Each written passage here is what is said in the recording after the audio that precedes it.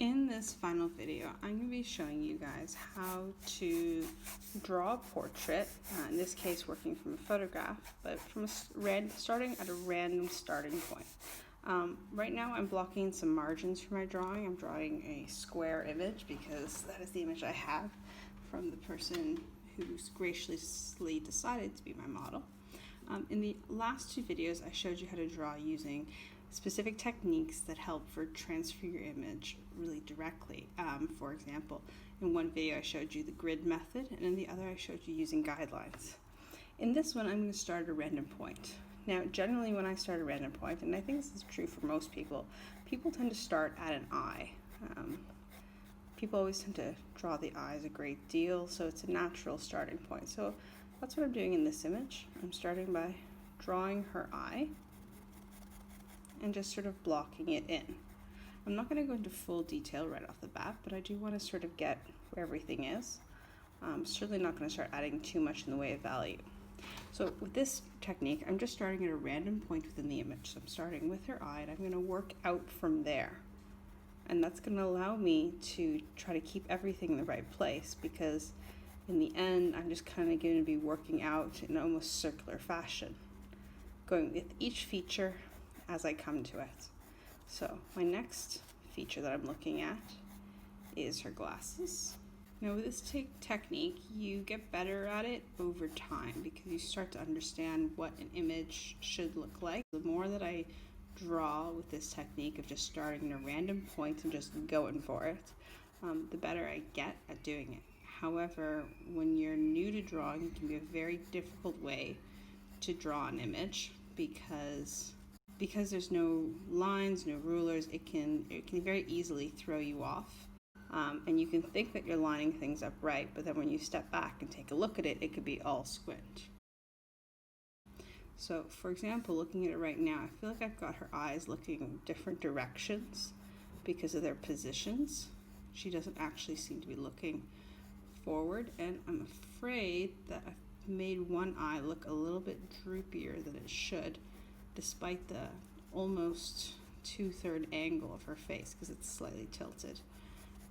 So let's see what happens as I keep going.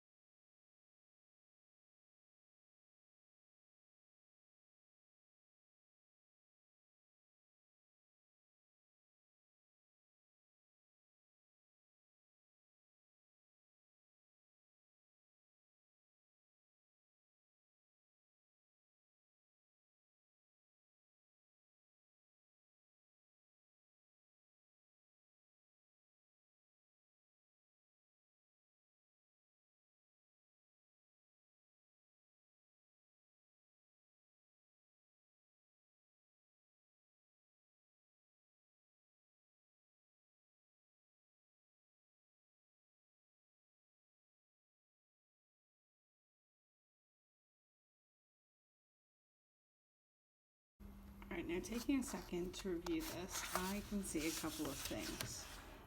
For example, I think the size of her glasses on both sides of her face is a little too extreme.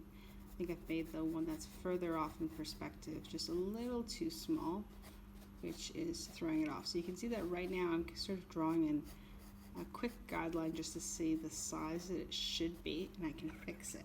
So even though I'm not using that guideline technique, I'm still employing some of the skills that I've learned from it into this drawing.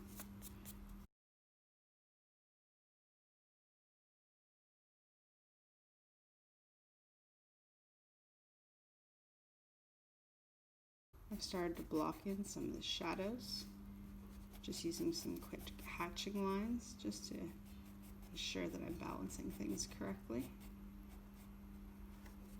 I think I've made this eye a little too big, so I want to make it a bit smaller. That might be the issue that I'm having with it.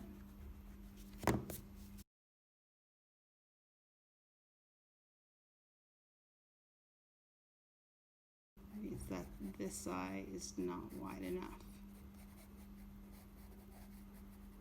because this person has very big eyes, very wide eyes, it can be a little tricky to get these balanced, and I'm definitely struggling with it just now.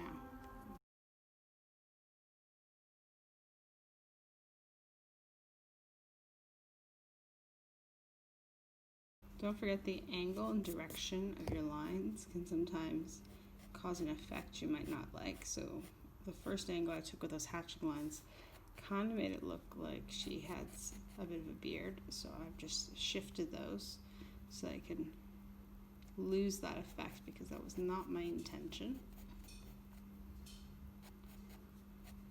The way that you use lines really affects how your image, what it suggests, what it implies. So pay attention to that. Okay, so after having stepped away for a few minutes, I've looked at it and I've realized a couple of things that I want to improve. One of the things that I've emphasized is that I want to fix the line of where her eyelashes are. She's wearing rather thick eyeliner, so it's really important to define, because of the thick eyeliner and the mascara, where her eyelashes are. The other thing that I want to fix is I want a little bit more, I want this lower lid lifted up just a little bit and to not be quite so heavily curved. There's a little bit more of a space between her lower lid and the line from the bag under her eye. No judgment, because we're teachers and we're tired. So just wanted to define that space a little bit better. And I think I need to curve this a little bit more closely. I probably could have put this a little bit closer to the lens to get the shape just right.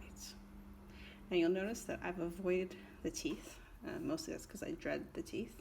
The teeth, you just want to have a suggestion. You don't want to overdo it unless there's a very obvious space, because it's very easy for the teeth to go wrong, as you may remember from my previous video using the same image. Okay, and I'm going to block in just a couple of the shadows along her neck. Alright, so now that I've got sort of the rough guidelines of where the rough sketch of where everything is, I'm going to be going in with other pencils to deepen the values in a few places. So I've done this whole drawing with your standard HB, 2B pencil, but now I'm going to go in with 4Bs and 6Bs and all the rest of it and just try to get those values to where they need to be to make the image more accurate.